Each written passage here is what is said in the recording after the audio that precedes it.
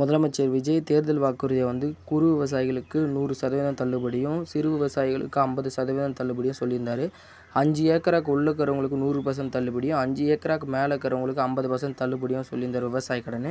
இப்போ என்ன வந்துக்குது, 2014 ஏடிஎம்கே ஆட்சிக்கு வரும்போது கூட சுமார் 12,02,00,000 ரூபாய் சிறு குறு விவசாய தள்ளுபடி, 5,318 ரூபாய் 73 கோடி விவசாய கடன் தள்ளுபடி செஞ்சுக்கிறாங்க. இதில் 2021 16,43,000 விவசாய கடன் தள்ளுபடி.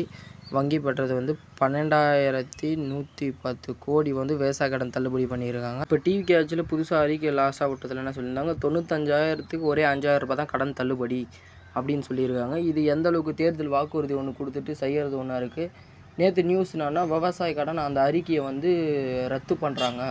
இப்போ வந்து விவசாயிக்கு வந்து இதில் வந்து சொன்ன மாதிரியே வந்து முடிச்சு தருவாங்களா, இல்லை வந்து 100% இல்லாத 50% இல்லாத இப்போது கொடுத்த அறிக்கையிலே இன்னும் கொஞ்சம் இன்க்ரீஸ் பண்ணி தருவாங்களா அப்படின்னு தெரில. உங்களோட கருத்து ஏதாவது இருந்தால் கமெண்டில் சொல்லிட்டு போங்க.